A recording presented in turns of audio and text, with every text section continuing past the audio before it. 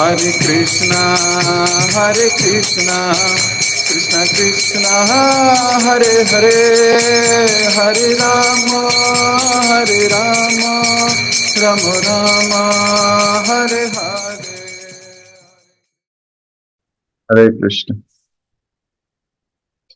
जय जय श्री चैतन्य, जय हो नित्यानंदा,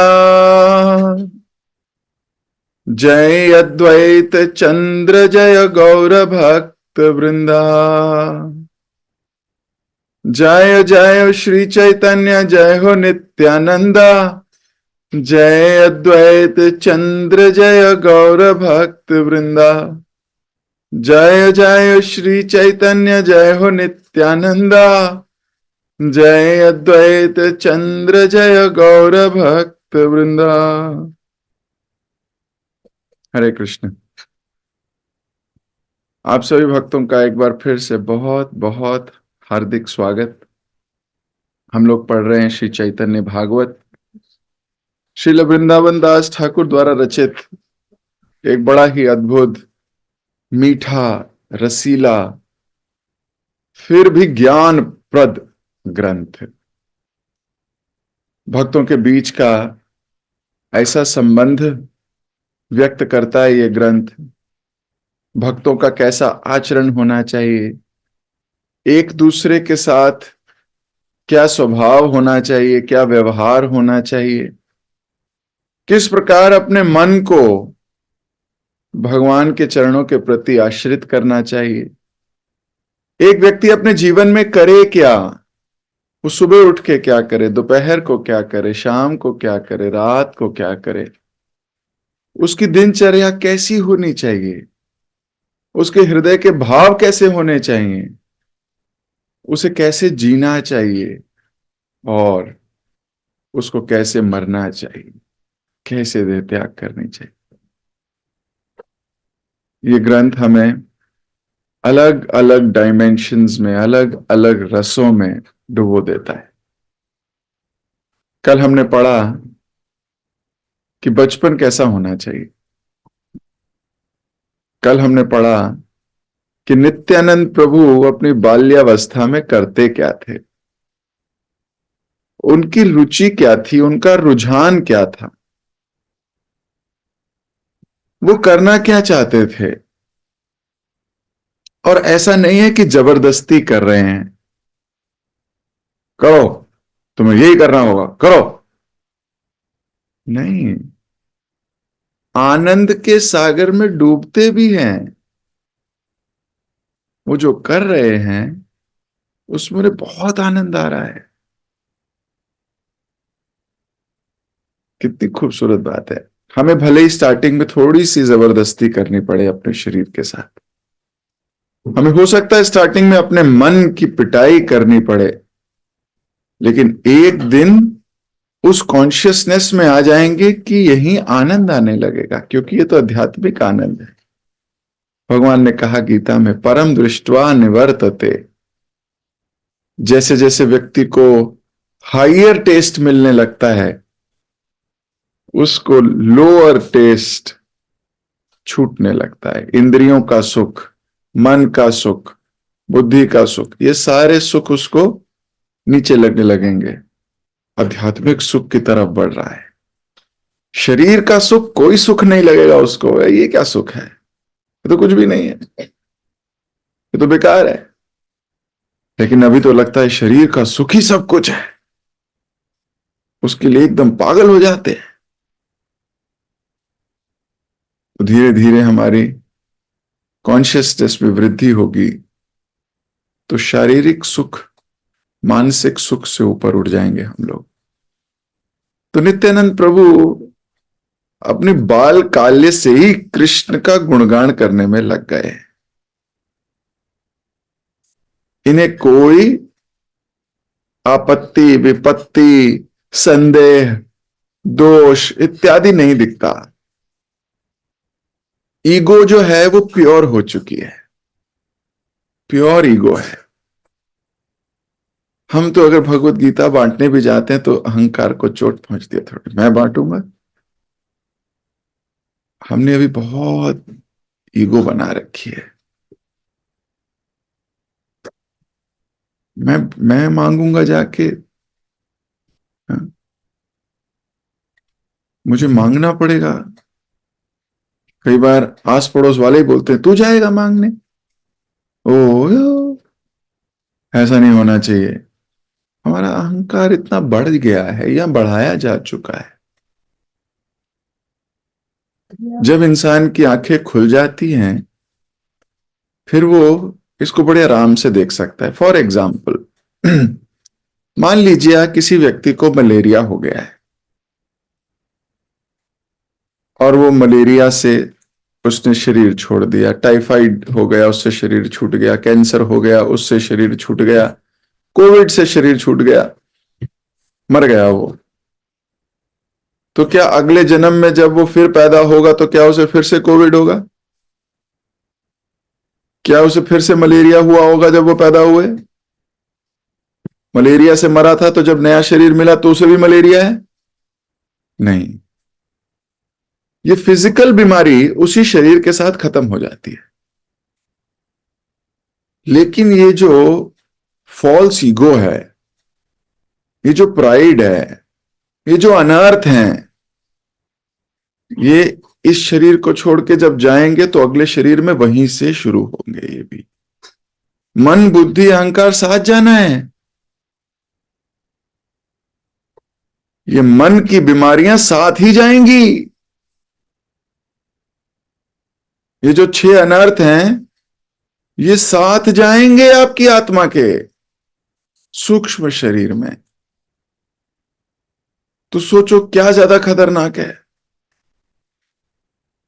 इसलिए इन बीमारियों को, इन अनर्थों को यहीं खत्म करना चाहिए। अगर इन बीमारियों से मुक्त नहीं हुए आप इसी मनुष्य योनि में, तो ये आपको अगली योनि कभी मनुष्य की मिलेगी, कभी। तब वहीं से शुरू करोगे आप। ये भी आपके साथ ही खड़ी होंगी, ये फॉल्स ईगो तब भी बैठी होगी आपके साथ। और हम क्या कर रहे हैं? हम अपनी ईगो बढ़ा ही रहे हैं। भक्ति युथ अनर्थ भी, मैं बड़ा भक्त हूं, मैं पुराना भक्त हूं, मैं सीनियर भक्त हूं, ये सब आपके अहंकार की निशानियां हैं। मैं ज्ञानी भक्त हूं, मुझे ज्यादा श्लोक याद है, मुझे ये आता है, मुझे वो, सब आपके अहंकार की निशानी। हमें ये जो अहंकार है, ईगो है, इसको समाप्त करना है इसी जन्म में। इसको ट्रू ईगो तक लेके जाना है इसी जन्म में। तो ये जो हमने मुखौटे पहने हुए हैं, एक मुखौटा, दूसरा मुखौटा, तीसरा मुखौटा, अपने आप को बड़ा अच्छा प्रेजेंट करते हैं, बड़ा अच्छा प्रेजेंट करते हैं। I am a good devotee, I am विनम्र devotee, I am soft spoken devotee, I am seva devotee, I am skilful devotee, I am this devotee. ये जो हमने इतने आवरण पहने हुए हैं, ये आवरण ही हमें एक दिन मार देंगे। ये आवरण हमें समाप्त कर देंगे किसी दिन। हम इसे पहचान नहीं रहे, हम इसे जान नहीं रहे। हमने जानबूझकर इन अनर्थों को आश्रय दिया है, जानबूझकर हमने इनको प्रोटेक्शन दी है। एक शिकारी था, वो शिकारी शिकार करने गया। अब उसने एक भेड़िए को तीर मार के मारना चाहा। अब वो भेड़िया मरा नहीं, जख्मी हो गया बुरी तरह। उस भेड़िए के पास जाके उसको उठा ही रहा था कि वहां फॉरेस्ट ऑफिसर आ गया, जो वाइल्ड लाइफ प्रोटेक्शन करते हैं। अब जैसे इसने देखा है फॉरेस्ट ऑफिसर आ गया, पकड़ा जाऊंगा, जेल में डाल दिया जाएगा, इसने उस भेड़िए को अपने अंदर शॉल में लपेट लिया। अब वो ऑफिसर आके पूछ रहा है आप क्या कर रहे हो यहां? तो कह रहे मैं तो घूमने आया था, ऐसे कर। लेकिन वो भेड़िया अंदर सचेत था। वो भेड़िया अंदर ही अंदर इसको खा रहा था, पर ये अपने आप को बचा रहा था। ये दिखा नहीं रहा था कि इसके अंदर वो भेड़िया उसे खा रहा है। ये अफसर से अच्छे से बात कर रहा था, नहीं नहीं मैं तो घूमने आता, पास के गांव में रहता हूं, अभी बस थोड़ी देर घूम के चला जाऊंगा। और वो भेड़िया अंदर ही अंदर लगा हुआ है। वो अफसर थोड़ी देर और बात करने लगा, अरे हाँ वहां मैं भी जानता हूं, मेरे गांव के हैं, वहां लोग ऐसे हैं, वो लोग, ये भी बात करने लगा, लेकिन अंदर ही अंदर ये बता नहीं पाया उसको कि मैंने क्या किया है। आधे घंटे बाद जब वो फॉरेस्ट ऑफिसर गया, तब तक भेड़िया इसके हृदय तक पहुंच चुका था, और ये मर गया। ये हाल हम सबका है, ये हम सबका हाल है। हमारे हृदय में इतनी प्राइड, इतने अनर्थ, हमने उन्हें पाले हुए हैं, हमें ये नहीं पता कि वो हमें खा रहे हैं। हमें नहीं पता कि वो अंदर ही अंदर हमें समाप्त कर रहे हैं, लेकिन हम अच्छा मुखौटा पहन के प्रेजेंट कर रहे हैं कि हमारे अंदर कोई अनर्थ नहीं। इसलिए हमें अपने हृदय के अनर्थों को अपने काउंसलर से, अपने शिक्षा गुरु से, अपने दीक्षा गुरु से, अपने गुरु से बताना चाहिए। उस व्यक्ति से बताना चाहिए जिसको आपको पता है ही विल हेल्प मी, ये मेरी मदद कर सकते हैं।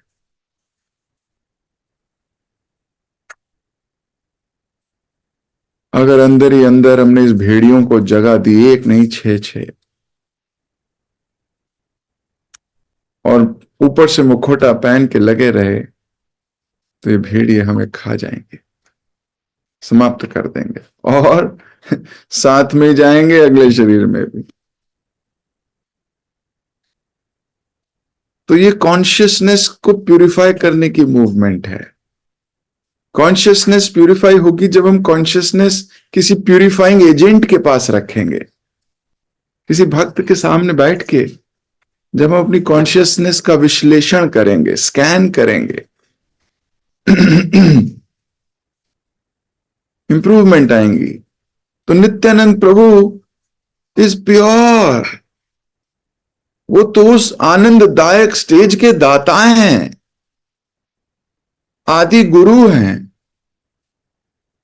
वो जो आनंद ले पा रहे हैं, हमें तो उसका एक बूंद भी मिल जाए बहुत बड़ी बात है। He is very pure.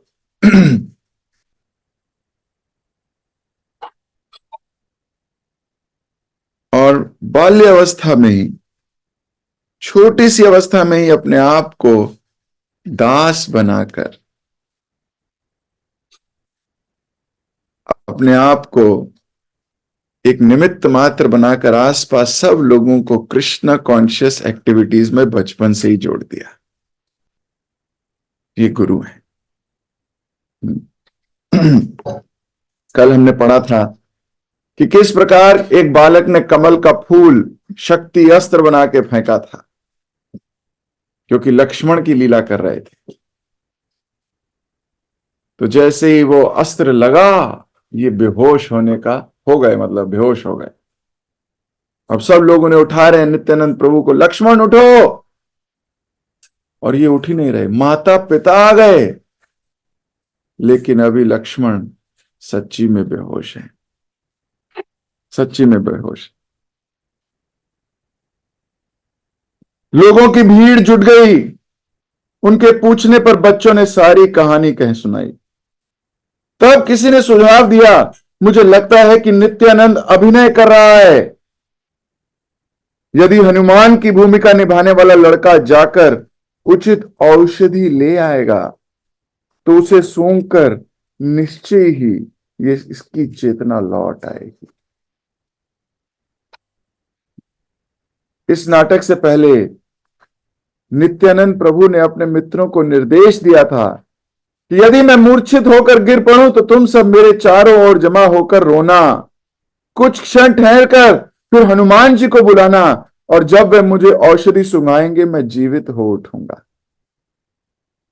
वास्तव में निताई लक्ष्मण के भाव में मूर्छित पड़े थे, परंतु उनके मित्र इसे समझ नहीं पाए।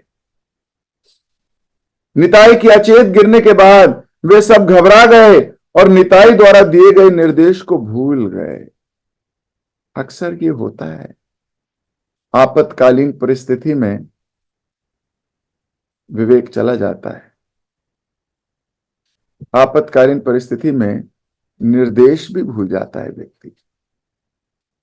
वो हफड़ा दफड़ी में भूल जाता है कि उसका स्वभाव क्या है, वो भूल जाता है उसको करना क्या चाहिए। वो अपनी चीजों से इतना प्रभावित हो जाता है, अपने जीवन के एक्सपीरियंसेस से इतना प्रभावित हो जाता है कि वो भूल जाता है कि सही क्या है, उसका आचरण कैसा होना चाहिए, उसे क्या बोलना चाहिए, किसके सामने बोलना चाहिए, किस परिस्थिति में कहना चाहिए। उसको ये सब चीजें गायब हो जाती हैं। क्यों? क्योंकि उसकी शरणागति नहीं है। क्यों? क्योंकि वो अभी भौतिक संसार से और अपने शरीर के भौतिक संसर्ग के संपर्क से जो उसको ज्ञान मिल रहा है, आनंद मिल रहा है, जोश मिल रहा है, उससे प्रभावित है, उससे प्रभावित है। तो ये लोग भी भूल गए, क्योंकि अभी एक ऐसी परिस्थिति है कि एक बालक बेहोश पड़ा है। वे बस उठो उठो उठो उठो कहकर रोते रहे। और जब उस व्यक्ति ने निताई के निर्देश का स्मरण कराया तो उन्हें बातें याद आ गई। हमारा भी हाल कुछ ऐसा ही है। शास्त्र पढ़ते हैं, शास्त्र सुनते हैं, शास्त्र कहते हैं, लेकिन जब परिस्थिति आती है तो भूल जाते हैं। उस वक्त कोई वैष्णव आके स्मरण कराता है। एक विवेकवान व्यक्ति, जब उसको कोई सीनियर भक्त, कोई वैष्णव जाके कुछ कह देता है, वो उसको स्वीकार कर लेता है। और एक अहंकारी व्यक्ति, प्राइड से फूला हुआ व्यक्ति, वो कहता है तुम समझाओगे मुझे, उसको फिर भी समझ नहीं आती। श्रीमद् भागवतम में अहंकार तो भक्तों ने किया है। इंद्र ने अहंकार किया, ब्रह्मा जी ने अहंकार किया, लेकिन उसके बाद उन्हें समझाया गया, ये समझ गए, ये समझ गए। भगवान के चरणों में आके आश्रय मांगा 10वें स्कंद श्रीमद् भागवतम में, और भगवान ने इन्हें क्षमा भी कर दिया। लेकिन वही अहंकारी जीव, प्राइड से फूला हुआ व्यक्ति, वो क्षमा नहीं मांगता, वो डिफेंस करता है। वो कहता है मैंने इसलिए किया क्योंकि मेरा ये था, मैंने इसलिए किया क्योंकि मुझे यही करना था। वो हिरण्याक्ष, हिरण्यकश्यप, दंतवक्र, शिशुपाल, रावण, कंस इत्यादि से प्रभावित है। लेकिन एक विवेकवान व्यक्ति, वो हर वक्त समझने को तैयार रहता है। He is ready to be corrected, not to prove that he is correct. इस संसार में कई लोगों से मिलता हूं, संपर्क होता है, कई लोग हैं वो अपने को करेक्ट ही प्रूव करने में लगे रहते हैं। आई एम करेक्ट, नहीं मैं तो यही करूंगा, मैं तो ऐसा ही करूंगा, मुझे ऐसे ही करना है, मैं सोच चुका हूं, मैं बोल चुका हूं। They think they are correct. और एक विनम्र व्यक्ति, he is always ready to be corrected. वो हर वक्त इस मूड में होगा कि हां मैं गलत हो सकता हूं, शास्त्र गलत नहीं हो सकते, मेरे सीनियर गलत नहीं हो सकते, मेरे गुरु ने जो मुझे कहा है सत्य तो वही है। He is always in this mood. ऐसे लोगों का संग मिल जाए बड़े सौभाग्य की बात है, जो हमेशा करेक्टेड होने के लिए रेडी रहे। तो यहां भूल गए सब लोग, लेकिन किसी ने याद दिलाया तो याद आ भी गया। रावण को याद दिलाने पे भी याद नहीं आया था, कंस को याद दिलाने पे भी याद नहीं आया था, शिशुपाल को याद दिलाने पे भी याद नहीं आया था। वो कहते थे नहीं मेरा एक्सपीरियंस ये कहता है, शिशुपाल कहता था मेरा एक्सपीरियंस ये कहता है, जरासंध ये कहता था मेरा एक्सपीरियंस ये कहता है। अरे आपका एक्सपीरियंस कितना है? वो भगवान है, उनसे ज्यादा एक्सपीरियंस नहीं है। उन्होंने अपने मुख से बताया कि हमारा व्यवहार कैसा होना चाहिए। उनसे ज्यादा एक्सपीरियंस है हमारा, हमारे गुरु से ज्यादा एक्सपीरियंस है हमारा। ये फॉल्स प्राइड है, फॉल्स प्राइड है। तो याद दिलाया तो एकदम याद आ गया। तब एक बालक ने तुरंत हनुमान का वेश बनाया और औषधियां लेने के लिए दौड़ पड़ा। एक अन्य बालक ने योगी का वेश बना लिया, परंतु वास्तव में वह रावण का मामा एक असुर था। हनुमान जी मार्ग में उससे भेंट हुई।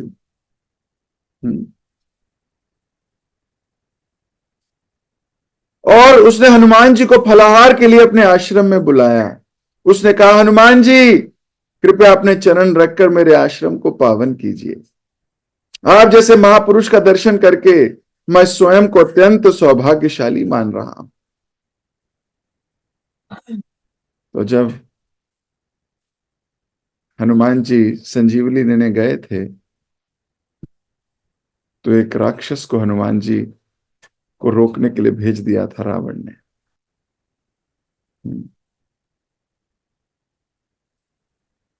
और वो राक्षस राम भक्त बन के बैठ गया था रास्ते में, काल नेमी। और भगवान राम का नाम ले रहा था। हनुमान जी जब ऊपर के मार्ग से जा रहे थे सोचा कि एक राम भक्त बैठा है, और राम भक्त के दर्शन, राम भक्त को लांघना अच्छी बात नहीं है। वो नीचे बैठा, मैं ऊपर से जाऊंगा यानी राम भक्त को लांघ रहा हूं। It is not etiquettes. नीचे उतरकर उस राम भक्त की चरण धूलि लेकर फिर आगे निकलूंगा। हनुमान जी के मैनर्स देखिए,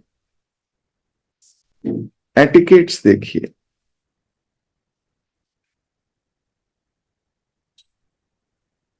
राम की सेवा में निकले हैं, लेकिन किसी और भक्त का अनादर ना हो जाए। हमें अगर कभी कोई सेवा मिलती है, हमारा यह विचार होना चाहिए कि किसी वैष्णव के प्रति अपराध ना हो।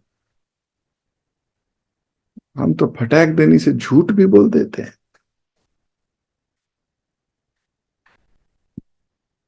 हटो हटो हटो, मेरे को ज्यादा बड़ी सेवा मिली है, मैं प्रभु जी का काम करने जा रहा हूं, मैं गुरु महाराज का काम करने जा रहा हूं, मैं ये करने जा रहा हूं। आचरण।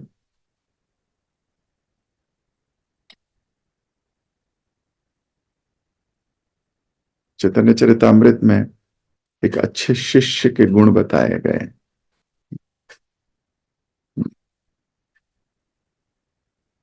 उसमें से एक गुण है कि उसको साधु होना चाहिए, उसका आचरण अच्छा होना चाहिए।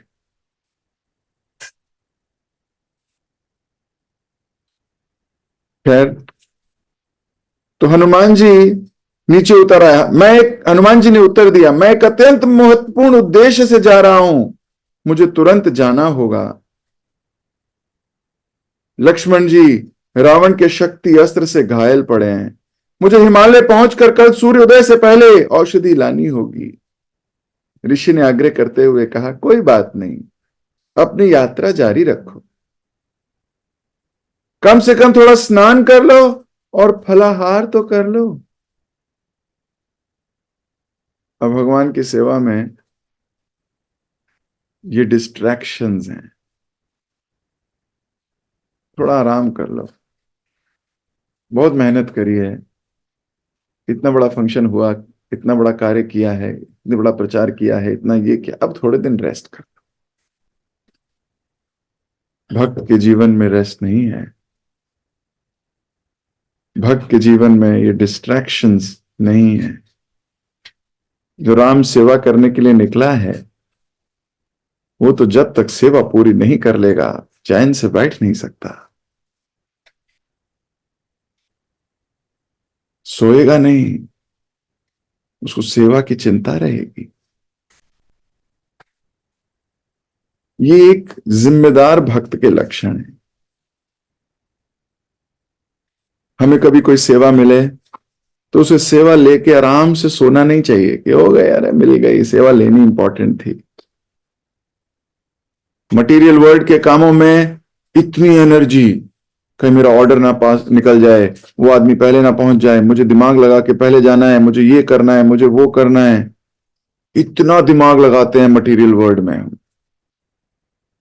और जब कोई गुरु हमें आध्यात्मिक सेवा प्रदान करते हैं, उस सेवा के प्रति आलसी, गैर जिम्मेदारी वाला व्यवहार, सेवा लेके बैठ गए, अब कभी गुरु पूछेंगे तो बता देंगे।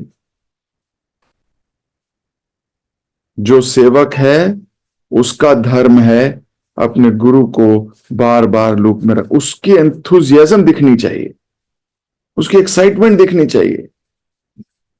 ऐसा नहीं होना चाहिए कि सीनियर को फोन करना पड़े आपको पूछने के लिए।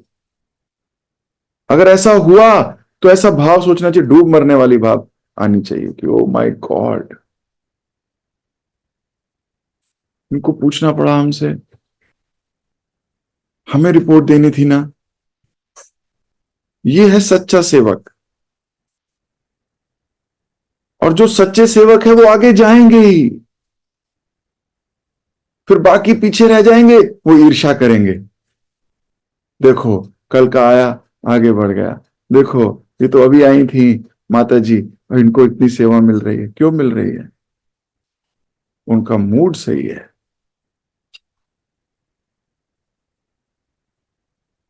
इसलिए इस बात पे विचार करो गंभीर। हनुमान जी देखिए बिल्कुल डिस्ट्रैक्ट नहीं होंगे, सेवा में अडग हैं, फोकस है, कॉन्शियसनेस फोकस्ड है। करना क्या, आज्ञा आई हुई है, वो आज्ञा ही शिरोधार है, उस आज्ञा के आगे कुछ नहीं दिखता, अपना आराम भी नहीं। नित्यानंद प्रभु की शक्ति से प्रत्येक बालक अपनी भूमिका इतनी सुंदरता से निभा रहा था कि वहां एकत्रित सभी लोग मंत्रमुग्ध हो गए। ऋषि के इस प्रकार आग्रह करने से हनुमान जी सरोवर में स्नान किया। मगरमच्छ बने एक बालक ने तुरंत हनुमान जी की टांग पकड़ ली और उन्हें जल के भीतर खींचने लगा, परंतु महावीर हनुमान जी कुछ ही क्षणों में उस मगरमच्छ को घसीट कर तट पर ले आए। देखते देखते हनुमान जी ने उस मगरमच्छ का वध कर दिया और आगे बढ़ गए। तभी असुर बना एक दूसरा बालक हनुमान जी का पीछा करता हुआ आया और गर्जना करते हुए बोला, तूने उस मगरमच्छ को मार दिया, परंतु मुझे किस प्रकार मार पाएगा, मैं तुझे खा जाऊंगा। देखता हूं किस प्रकार लक्ष्मण के प्राण बचाएगा।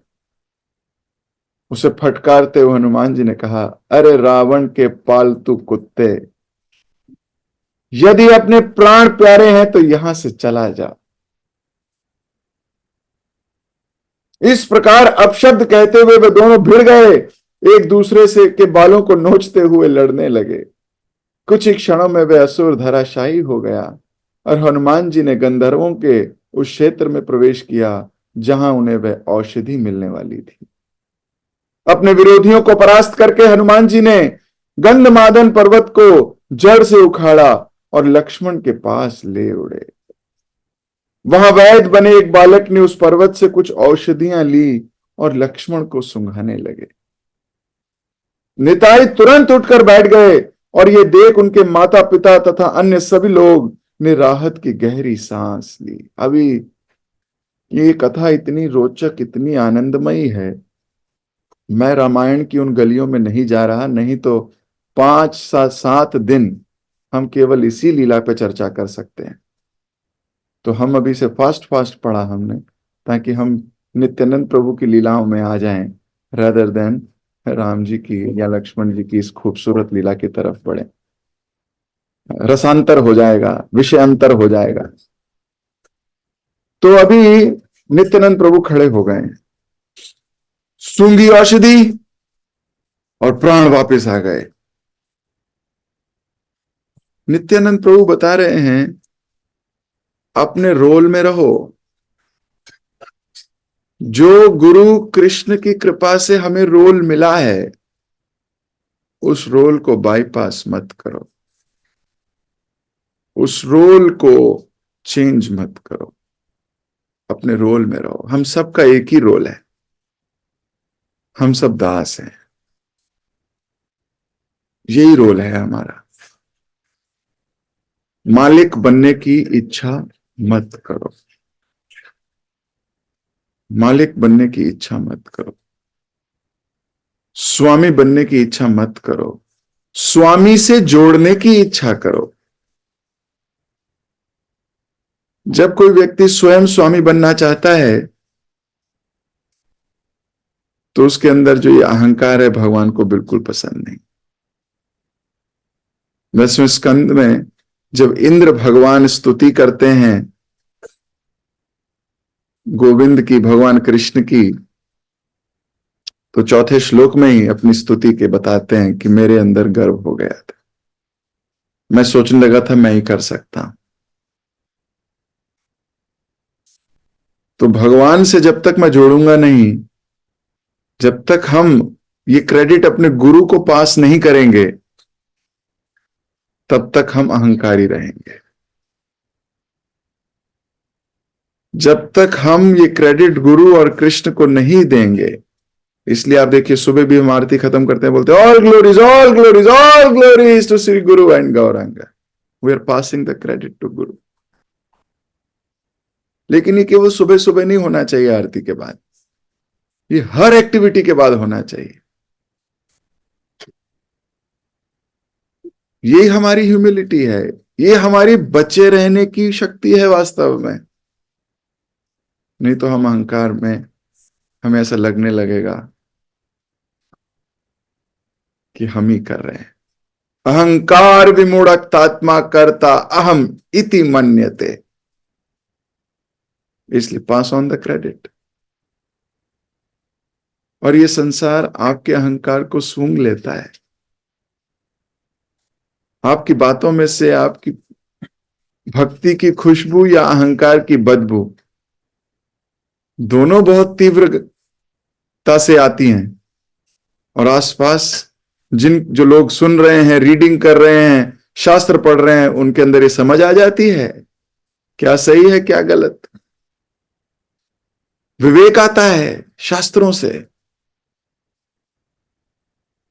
इसलिए अपने अहंकार को विनम्रता में बदलना है।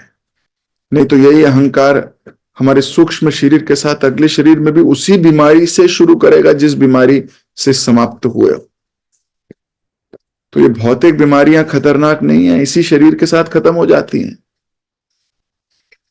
लेकिन जो ये बीमारियां, अनर्थ, ये शरीर के साथ खत्म नहीं होते। इसलिए इन बीमारियों को यहीं समाप्त करिए, इन बीमारियों को यहीं समाप्त करिए। तो मैं अपनी वाणी को भी यहीं विराम दूंगा। अपने अपने रोल को समझिए, प्रेम से भक्ति कीजिए, आनंद लीजिए इतने गहरे ग्रंथों का, अपने जीवन में उसको लाने का प्रयास कीजिए। जो सुना है अपने मन को ट्रेनिंग करने का प्रयास कीजिए। अभी अपनी वाणी को मैं यहीं विराम दूंगा। आप लोगों से मुलाकात होगी कल फिर। जगत गुरु श्रील प्रभुपाद की जय, श्री चैतन्य भागवत की जय, श्री वृंदावन दास ठाकुर की जय। हरे कृष्ण।